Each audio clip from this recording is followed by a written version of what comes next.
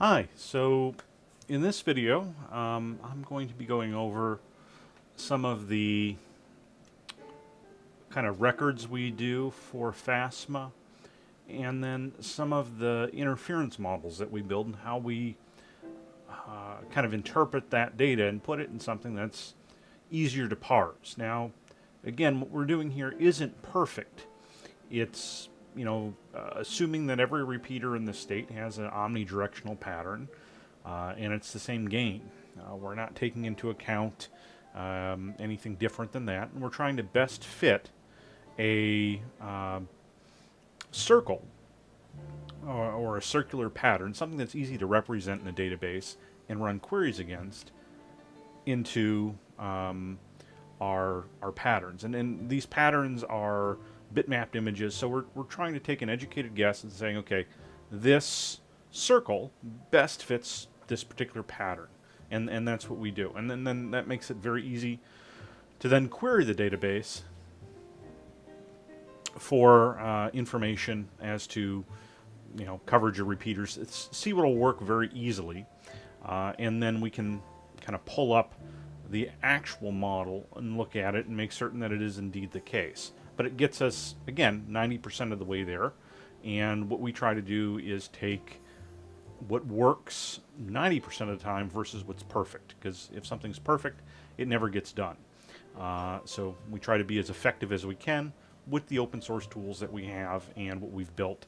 And really, there's not like even a commercial software package that's out there that will do this. There's certain ones that are commercial, that like ComStudy, things like that, but they just fall apart for the radio amateur because none of our stuff is in like an FCC database. All the advantages that you get with ComStudy really aren't there. So again, there's other packages. I've gone into that before. I think some stuff I've done on the website. But anyways, what we use here is a couple things, and I'll show. First, we have Google Earth, and as you can see, it's just, hey, here's the state of Florida, and we'll have certain things that'll pop up over on this side, which will be like the different repeaters when we load them in. Here's one, for example, down in Marco Island that's set up. Ooh. This is actually one of the most complicated models we'll have. Let me zoom out here. This is a, let's see. Yeah, this is a, what is 6K25F7W, which is going to be, it's a narrow band channel, which means it's 7.5 kilohertz channel. It's D star only, which is a very narrow. It'll actually fit in a 7.5 kilohertz channel. And then, as you can see, the service contours are not in on this particular model. That just means that it hasn't been filled in yet. So, in this case, what we'll see here, normally when it loads in, it'll just look like this. You'll see this, and you can go down and you'll see you have your different models that are built. And these are all automated. And the first one we start with is your adjacent narrow. So this is your narrow to an adjacent wide repeater. Basically, you don't want this to overlap on somebody else's service area. And then typically what you have is this next one, which is a service area. And this will show the predicted service area. And in this case, the service area is, because it's VHF, be 37 dBu. That works out to a pretty good signal in most cases, and that's assuming a 6 foot, receiver 6 foot off the ground, and just it's looking for an absolute signal value. It doesn't depend on the receiver antenna. But working it out, typical quarter wave gain antenna, you'll see about a negative 95 to 100 dBm signal, somewhere in there, depending on UHF, VHF, which is good quality. It's not, dead full quieting for FM, But again, this is an FM. This is going to be a D-star repeater. Then the next one we'll have, which is our adjacent wide. This is what we'll refer to as our service ring 2, or excuse me, service ring 1. This is a adjacent, so this is your adjacency to a wide repeater. So, because this is a narrowband repeater, this cannot overlap the service area of a wideband repeater. I may have actually stated the first one wrong, I believe. Adjacent narrow. So this would be the adjacent pattern to another narrowband repeater. So if you had two repeaters that are 7.25 kilohertz channels right next to each other, this can't overlap the service area of the guy next to you. So then you'll have your adjacent wide, and this will be your adjacent to your adjacent wide, which will be if you have a wideband repeater that's next to this. This purple area cannot overlap their blue area, which would be their service area. So that's how that works. And then finally after that, you have the standard interference area, which is this cannot overlap a co-channel repeater service area at all. So the first two interference areas we looked at were just adjacency, so adjacent repeater channels. And every repeater is going to have the blue service area and the green interference area. The adjacent areas are going to be optional. Most repeaters will not actually have those on UHF. And they don't exist on UHF because we use a 25 kilohertz channel. So anyways, let's go through this. I'll show you kind of what we do. And hopefully this will be of reference. I know we got a few guys working on this that have some interest in it. So first thing I'll show here is our kind of what we use. It's a program called DB Forge. It's just a graphical GUI database interface. For like this kind of stuff where I'm doing mass updates, it's much easier to drive this for most people. Essentially what we have up here is, you know, I have a very select output frequency. I'll put everything together that I want, align my, excuse me, I'll align my record ID here, my output, and I just have the call sign and then the model in there. The interesting thing is, if you see right here, this model required, excuse me, under model required, and it looks like you can't see my, I wonder if I can change that.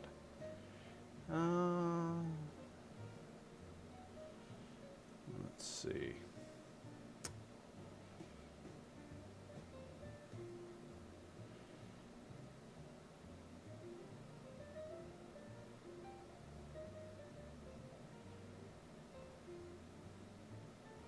Well, I don't know why you can't see the cursor on here, but you can see what I'm selecting. This model required, when this gets set to a 1, it will automatically generate a new model. So whenever we update the service rings, because that is part of the model, we'll have it update the model as well. And essentially what I've done here is pulled out the north central region. You can see that in the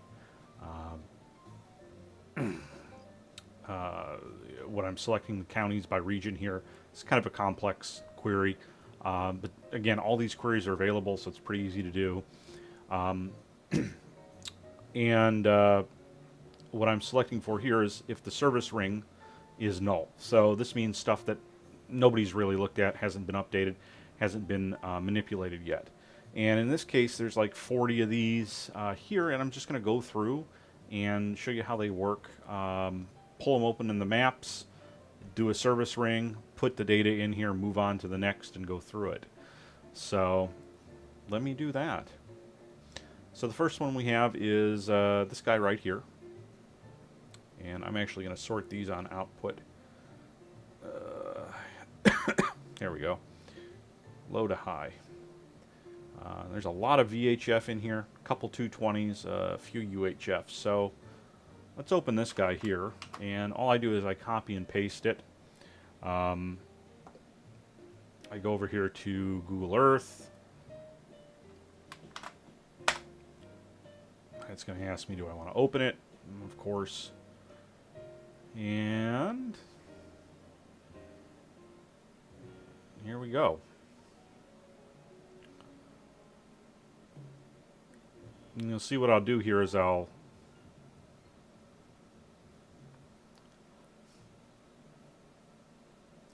open essentially or drop down this, and it'll give the model here. Now, as you can see, some of these models are not great because of this just kind of trapezoidal area here in North Florida.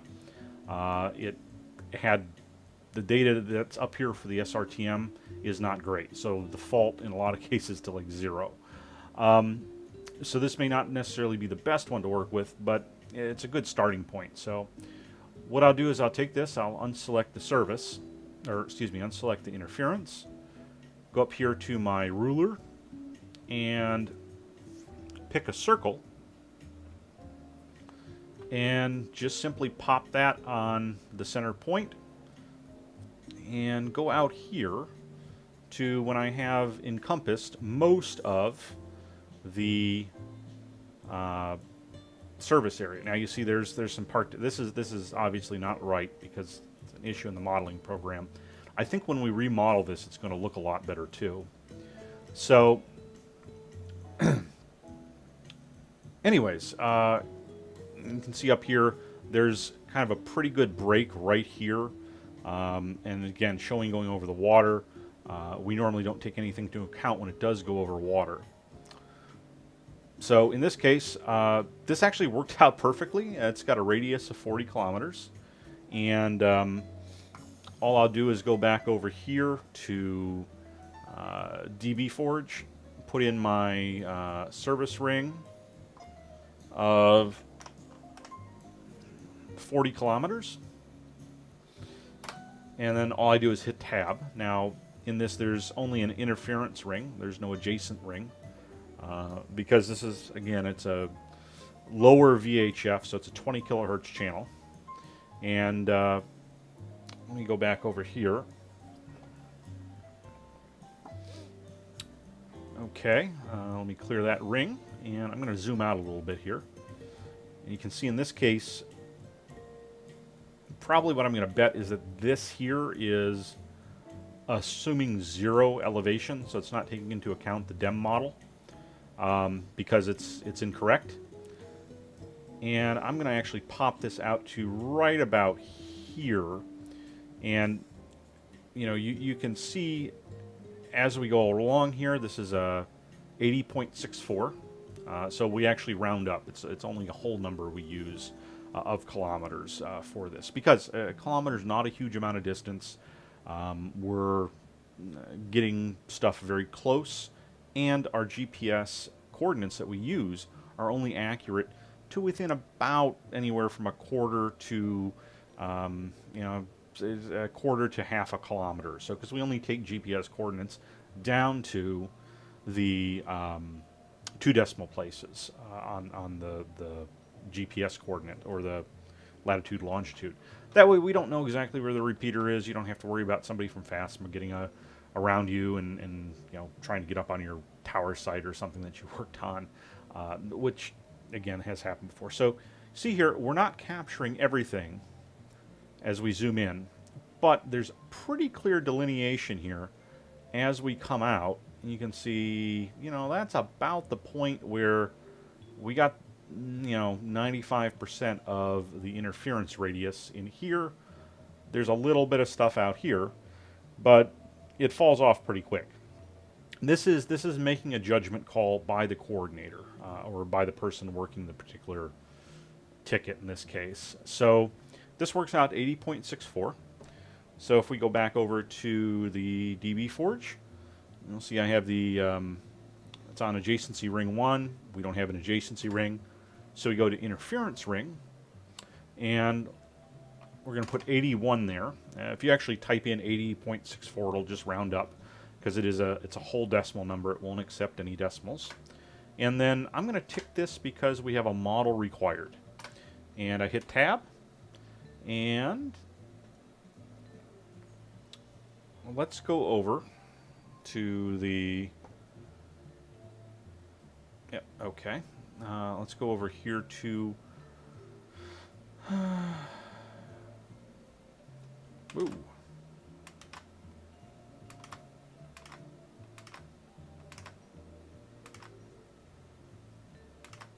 Had a bunch of stuff pop up there.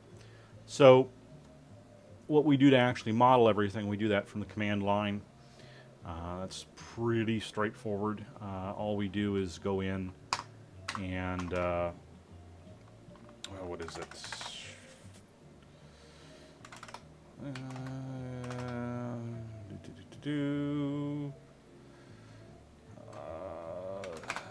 Scripts, and then do model all dash scan DB.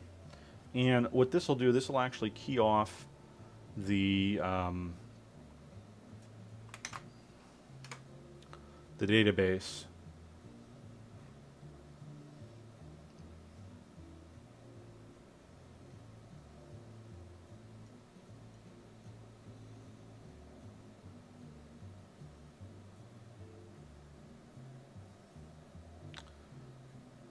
And I just tried to query the database over here and it didn't like that. I don't know why.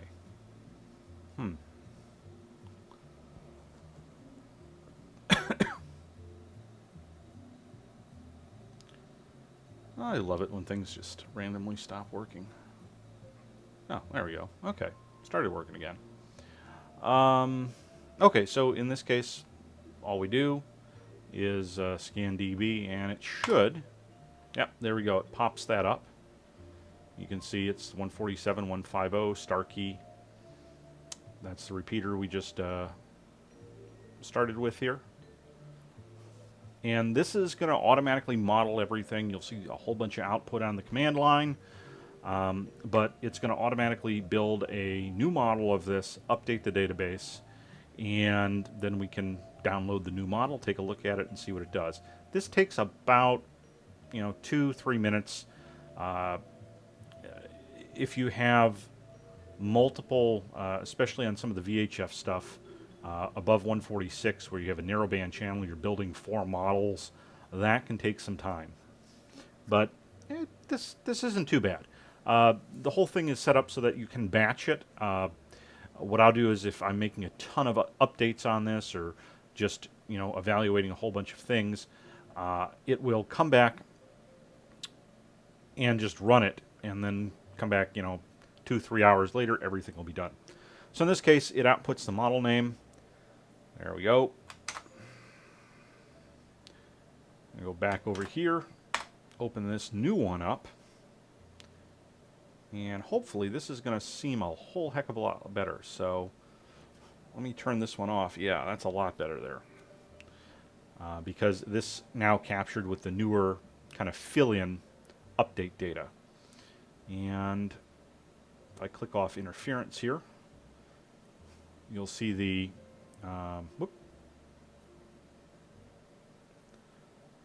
service area here. And if I click on this guy, you'll actually see now it's got the service contour and the interference contour in here. And in that case, that's 81 kilometers, 40 kilometers, what have you. And if we go back and just throw another ring on here, pull this out to 40 kilometers. That's close enough.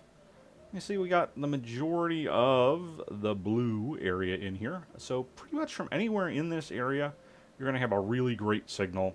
You're going to be able to utilize the majority, the repeater, the majority of the time. It's going to work. And because nobody else's interference overlaps this, when this repeater keys up, even if you do hear a co-channel out in the noise, this guy is going to capture you, and your receiver is going to pick it up very well. Now, this whole model is based on, again, we're 6 feet off the ground. It's a repeater which serves, mobile, non-fixed stations. Obviously, if you have a, even a 30-foot antenna at your house, an omnidirectional antenna, you should be able to work repeaters, 70 to 90 miles away pretty regularly. And again, a beam antenna, there's guys on sideband, that work 2-3 states away, no problem, every single day with a proper antenna setup. So this is going for repeaters. This is what repeaters do, and can't just say, "Hey, yeah, you get 145.150 across the entire state." So that was that one. You can see that one's done. So let me pull off, and I'll go over to the next one here. And let me go over here. Okay, so all I did is I re-executed that query. Okay. Let me copy this guy. Throw it in the browser.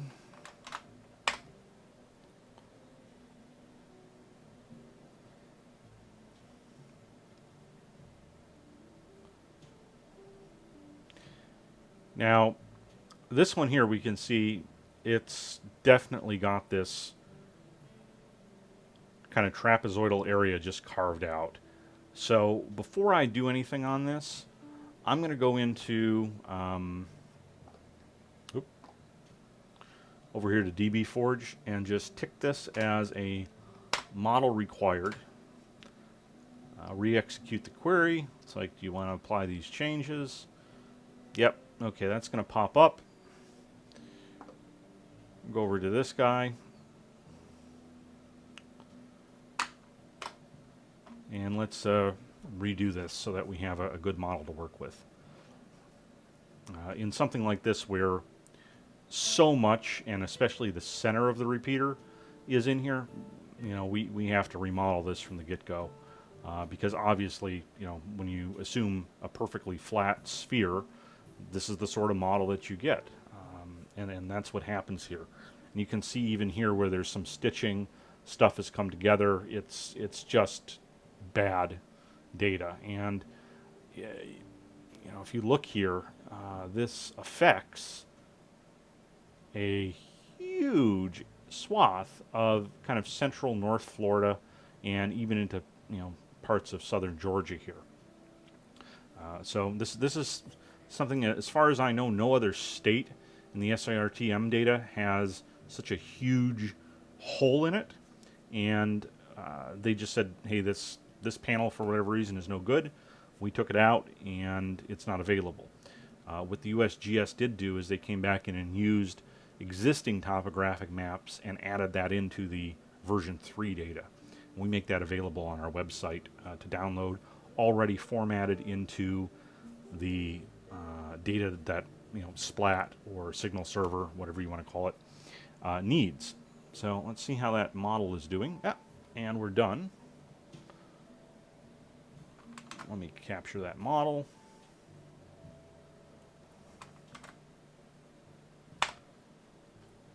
We can download the new one now. Hey, look at that. That's a whole heck of a lot better. That's more in line with what we'd expect. Okay. Turn off the interference.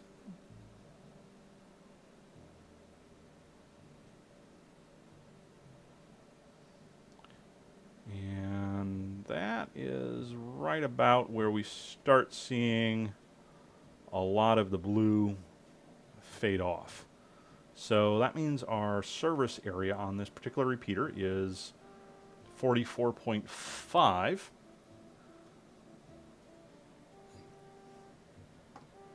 So go back over here, click on the service ring.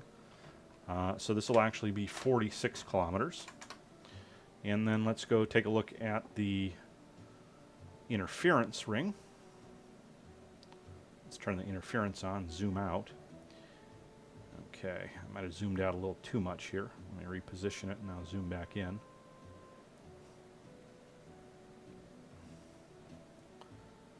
And this is the problem when you start getting into this area up here. I would say that's kind of where we want to be. So that gives us, I think that looks pretty good. It's a pretty clear determination there.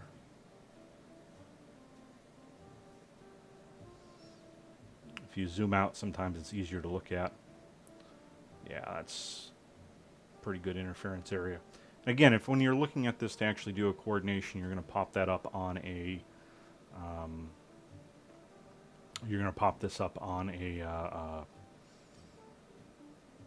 map and look at the actual models together. This is, again, just something we use for automated mapping. So we're 92. So let's go back over here and throw in 92. I'm going to do model required again. And it's going to, if I hit execute, do you want to save this? Yes. Okay, so that one just disappeared.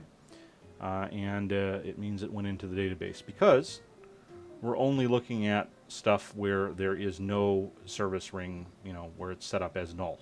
So again, that just falls off. So let's pick the next one up, do the next one. And I'll tick this off.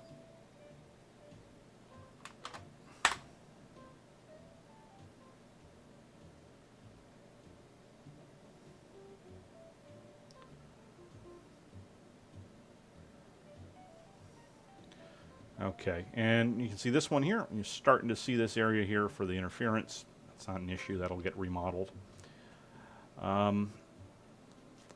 Let's move down here. Click off the interference.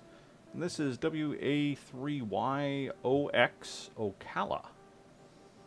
And it's almost an Ocala, so let's put that on there. Zoom out a little bit. And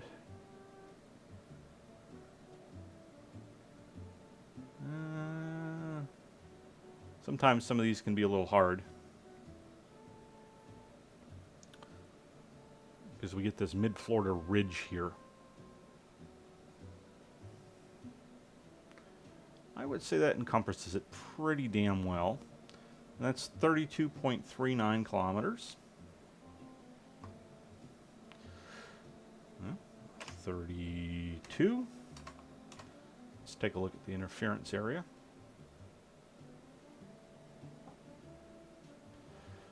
This guy's big.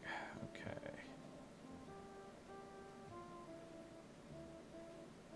And if you see here, we get a lot of this stuff where, you know, it's going over a body of water. And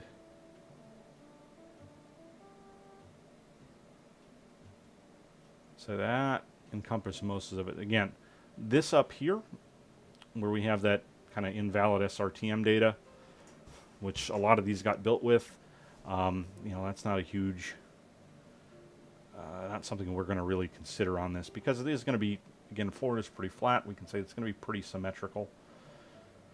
And I would say, yeah, 83, so it'll be 84 kilometers. Throw that to 1. Okay, and let's go on to the next one. You can see we updated that. I'm going on to the next one, which is KJ4CLL. Pop him up over here.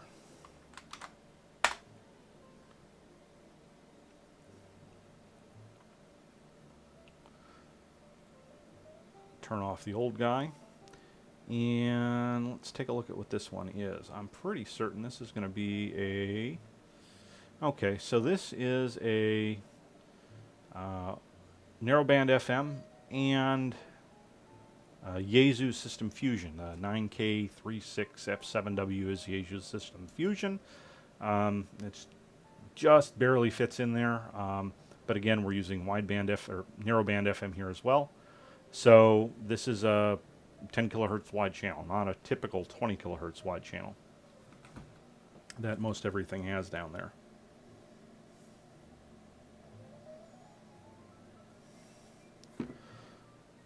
Okay. close this guy. And the first one we're going to start with, shut them all off, is let's do our service first. Again, you see that mid-Florida ridge there. I'd say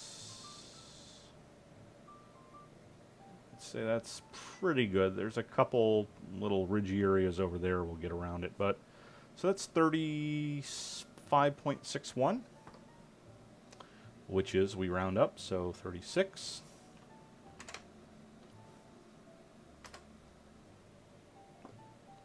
And then let's go back to our adjacent. So this is going to be to an adjacent channel. And this guy has a lot. You can see that ridge because it's up there.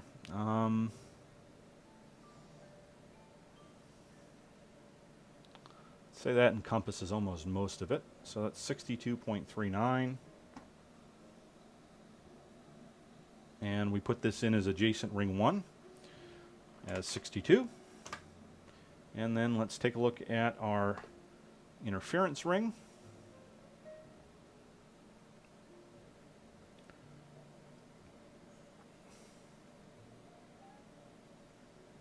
In this case, almost the same as the other one. It's amazing how much topography and antenna height really does play into this. So we see 88.37.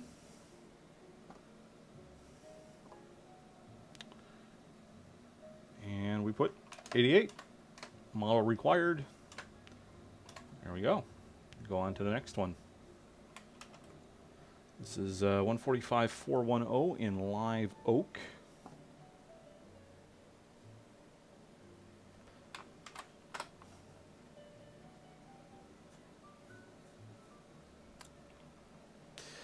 Oh, this guy isn't going to work. See clearly his. Untick that guy. Yeah, this is gonna. He's right in the middle there. And this is just something we have to do occasionally, is clean this stuff up. So let's go over here, tick him to 1. Okay. And execute. This is actually going to model all these now. So what I'll do in that case, because I just want to model this one, I will look at it and say, hey, this is ID 316 here, as you can see. Go over here, 316. And this guy's going to model the live oak repeater.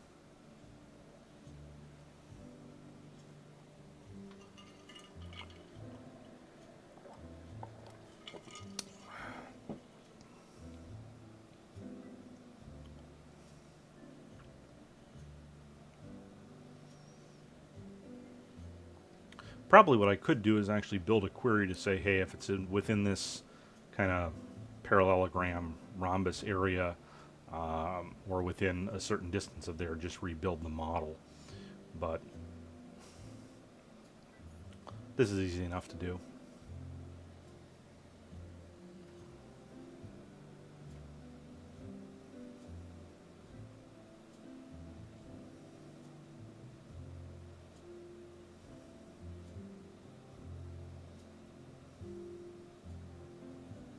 Okay. Grab him. Load it on up. Okay, I think this is going to look a whole heck of a lot better. Let's turn him off. Yeah. So we went from that to that. You can still see the kind of rhomboid on there. Or rhombus, I don't know, parallelogram, whatever you want to call it. It's clearly not the greatest digital elevation data, but it's certainly better than what we had. So let's tick off the interference and zoom in on this guy a little bit. And what's nice is nice and flat. That covers almost everything. You can see there's a little more density up here to the north because you get a little bit higher. Not so much down here to the south. And our radius is 38.12, right? Okay, let's throw him in the service ring.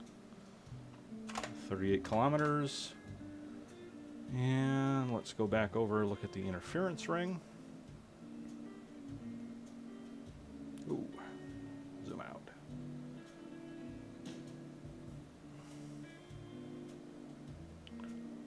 And for interference, we only consider what's in Florida and what's over the land in Florida. I would say it really looks good right about there. 76.7, which is going to be rounded up to 78. 78. Model required 1. There we go. Let's kick over and do the next one here.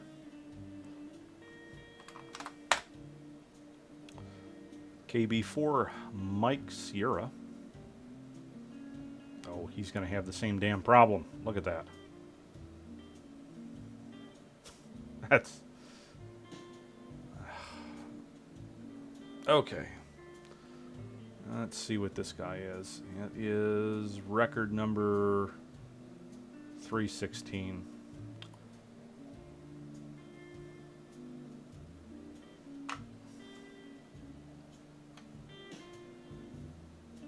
No, it's not 316. That's the wrong one. Record 66.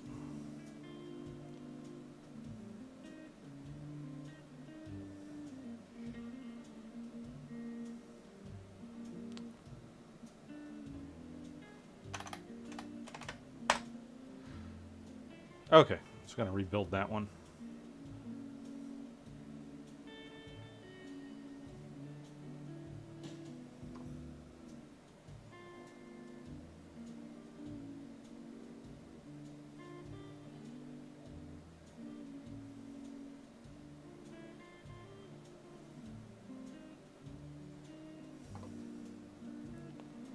It is still going.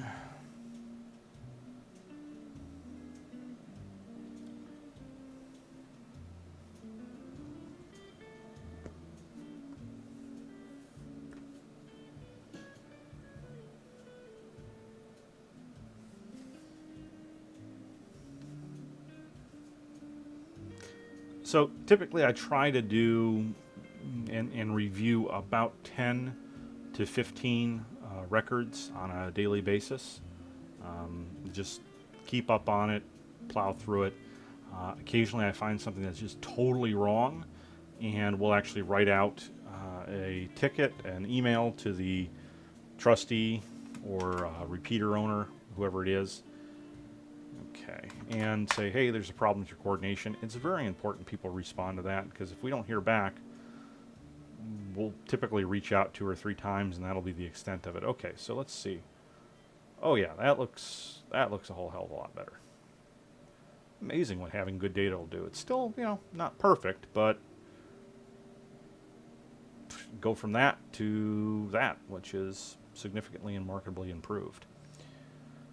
Tick off our interference, and let's just look at our service area. And this guy here, okay, 42.27.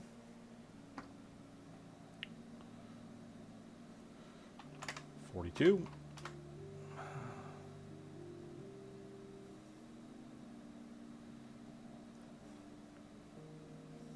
Should have a 1 there.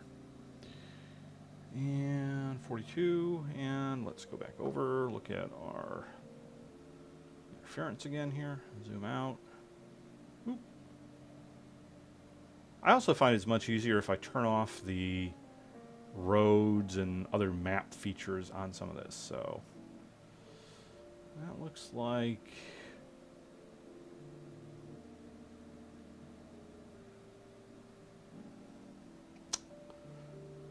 that's pretty good. So that's 84.68, so 80 We round up to 85 there, and this is just 47 KB4MS. I just like to just verify what I'm doing. I think we said, what was that, 85? One of the things that just irritates me with Google Earth, and I'll show you this, is, okay, so, crap. I think it was 85.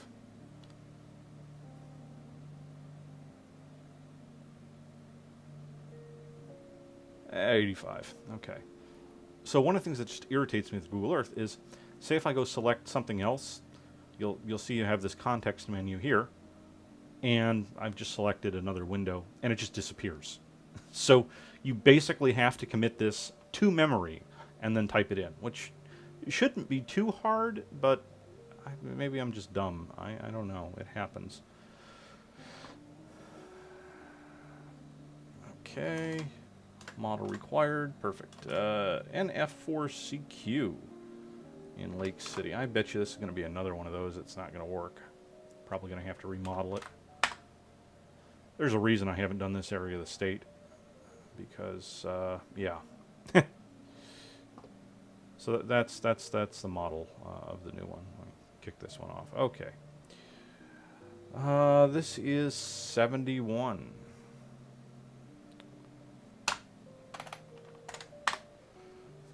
Let's let this model.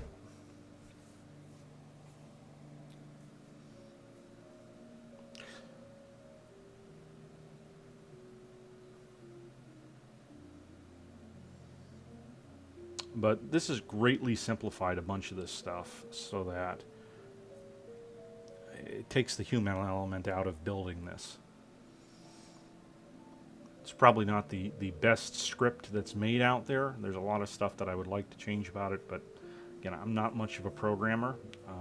I work with a lot of programmers. It's just not my forte on this.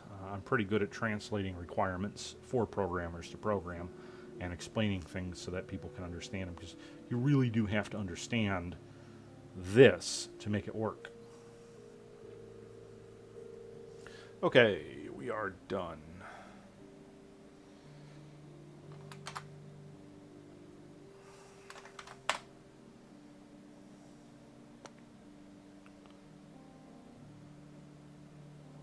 Okay, so we went from that to that.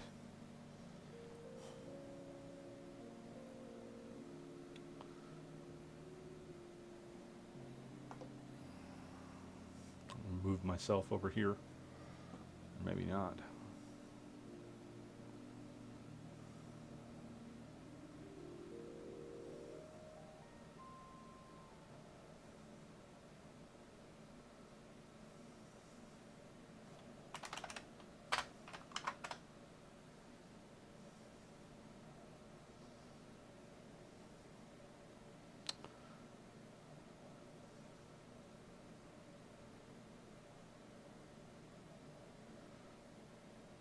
Okay.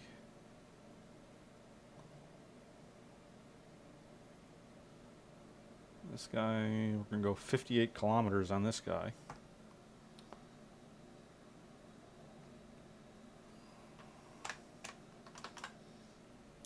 And our interference. Oop.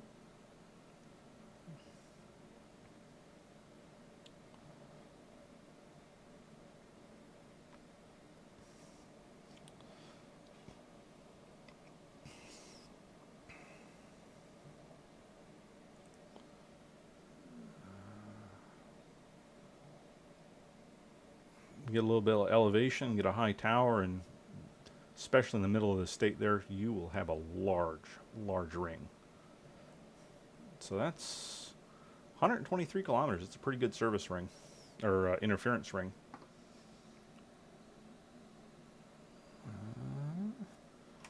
123, 1, cool. Pick up Ocala here.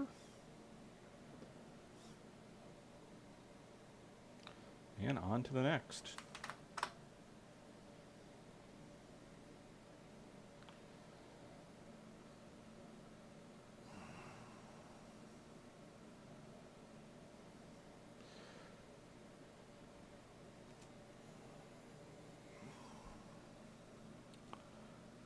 kick off everything other than that first adjacent, because this is, whoop, excuse me. Okay, so this is above 146, so it's a 15 kilohertz channel wideband. It's going to have an adjacent contour, and this is going to be recorded as adjacent 1. So this is adjacent wideband to wideband or wideband to narrowband. The idea being is that this cannot overlap an adjacent service contour. And we're 49.21, so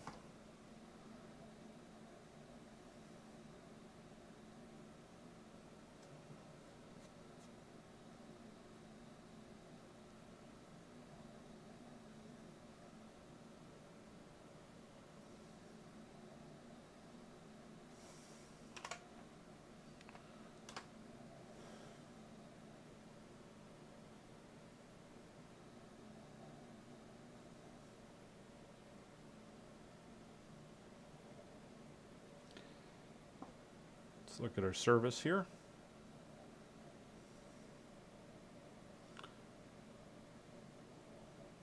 The adjacent will actually be very close, but it'll be a little bit smaller than the service in most cases. So I'm going to throw our service here at 53, so 54.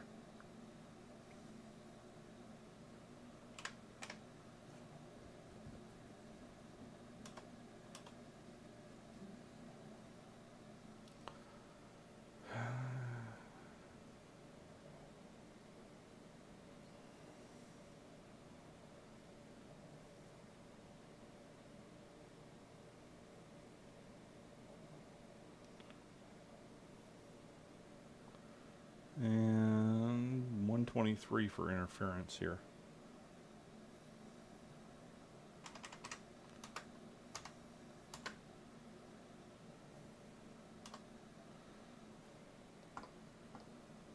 Let's go up with the next one here.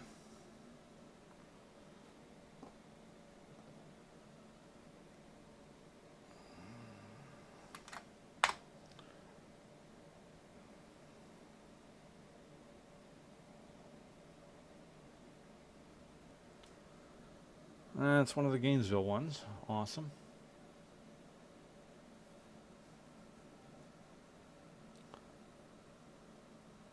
Turn off our Ocala. Yeah, we can see that's a problem. Okay, it's record ID 260, and again, this is above 146. It's going to have that. So let's model 260.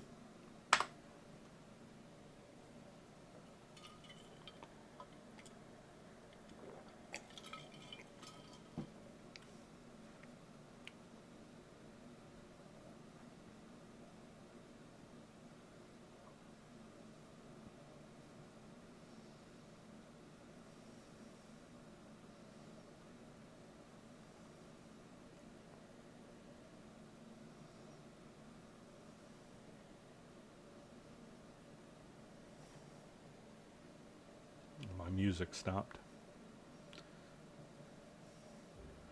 I'm using a no copyright jazz music for the background here. I'd normally have something a little bit better on than that, but copyright being is what it is, and it'll get you zucked off of YouTube, that's for damn certain. And I want this to be available so that our other people that are getting into coordination and helping out can have something to go off of.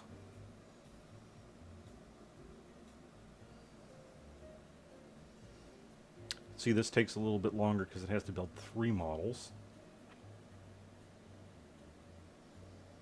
Okay, we're built. Let's open up the new model.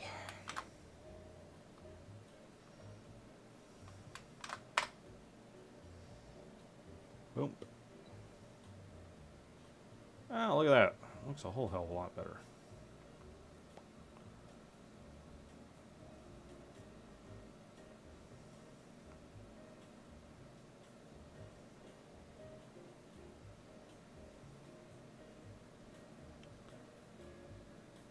So for the adjacent, I always try to be a little more, I guess, conservative on this and be, or liberal. I try to make it a little, you always want to favor this to be a little bit smaller. Don't worry about the kind of the stuff that's out here, because that's only going to be a splotch on an adjacent, and this is a pretty strong signal to begin with. So, okay, so this is 17.48.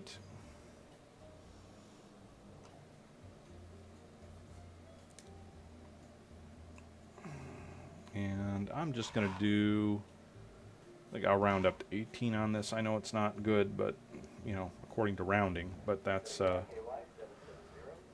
I'm going to handle it, because, you know, a half kilometer in here isn't too much, and we're almost there. If I was going to round this up, it would actually be 17.5, and then, you know, that would round up too then, so we'd be almost there. Okay, so that's our adjacent. Let's click on our service.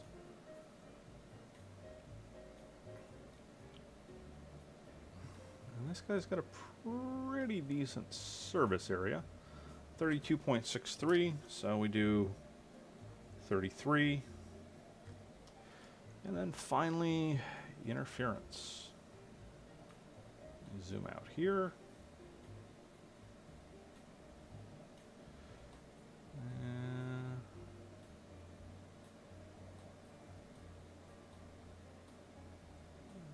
Let's see, got a last big part there, and it gets, that's pretty good. So 76, and we're at 77 then, because it's 76.7. So let's throw over here. Service ring is going to be 33. Adjacency 1 is going to be 18. And then interference ring is going to be 77. And we'll do 1. Okay. Cool. That one's done. Let me pop over and do a UHF here. Let's just pick a UHF at random. Or how about a 220? Let's do a 220. There's a couple 220s. And there's a K4GNV up there. So let me pop him open.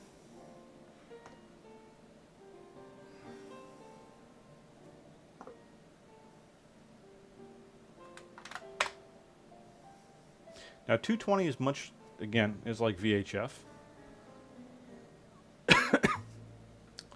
You can see right here we have this problem. So let's remodel this. Shut this one off. Pull him open. His record number is 258.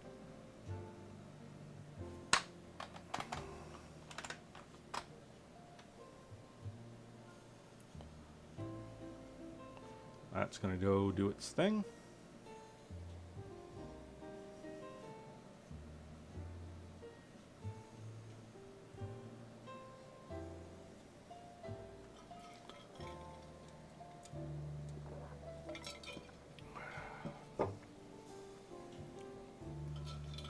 Got my little Motorola Solutions vanity vacuum flask.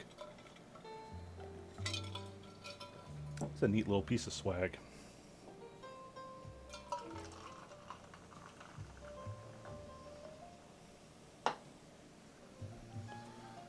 I don't know why I'm drinking something that cold right now, considering this is probably one of the coldest days of the year here in St. Petersburg. Okay, we're done. Pop him open.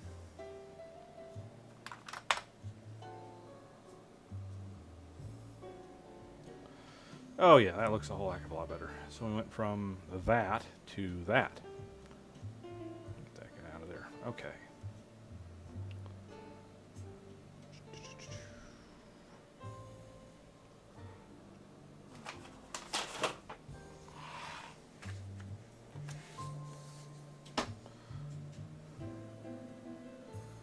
This guy's pretty high up too. Let's see, how do we do there?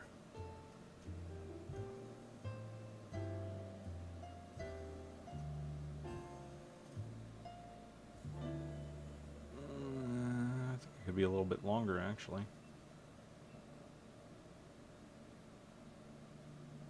Yeah, look at that. Wow, 60 kilometers. That's pretty good.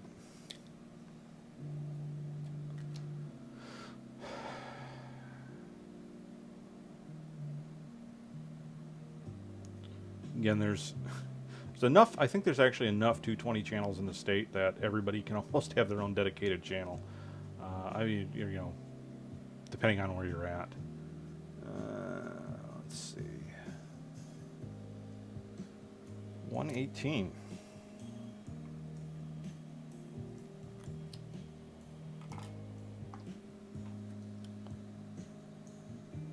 Okay, service ring is 60. No adjacency ring, and 118. Throw them to that. It'll recompute. Let's go do a...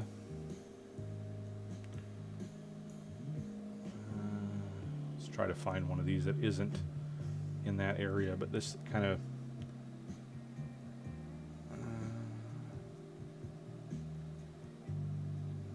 Gainesville is going to be right in the dead there, isn't it?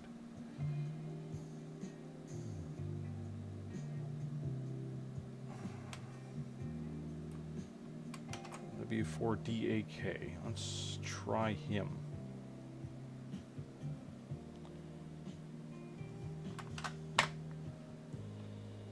Open.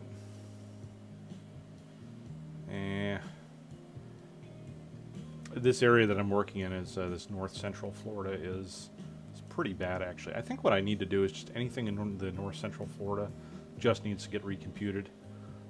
If you actually see north central Florida is these counties right here, and then northeast as well. So basically anything that's, you know, anything, if we overlay here, you look, these Hamilton, Dixie, Levy, Marion, just that area is shit. So let me redo this. So it's 1249. 1249.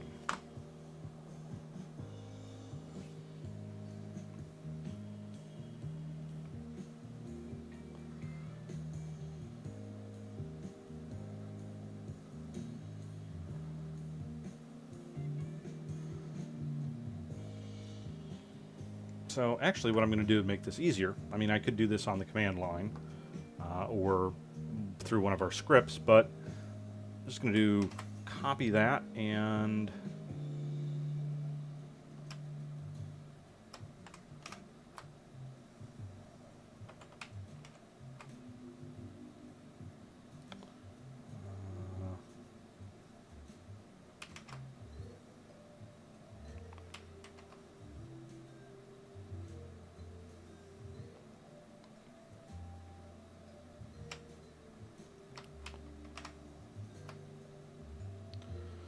oh, I love it when stuff doesn't work like it should. Excuse me.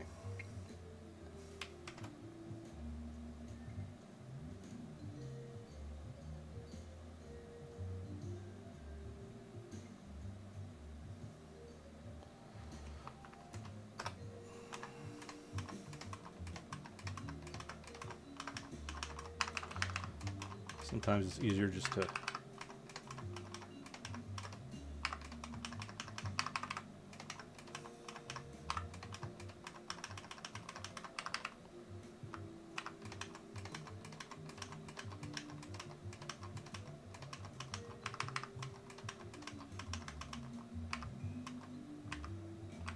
okay, now they're all updated. So when I rerun my the script that automatically pulls stuff from the database, it will automatically take those and then reissue all those, regenerate them. But that's going to take probably an hour of processing time, so I'm going to do that later. But let's do this 443.95, this bell repeater. Pull him up.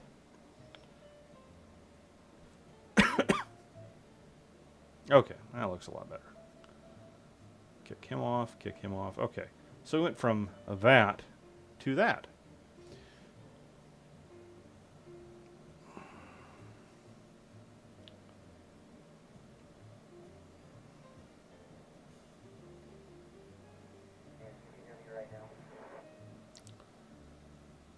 Okay, so we're at 43.66, which will be 44. You can see 43.66. And then interference.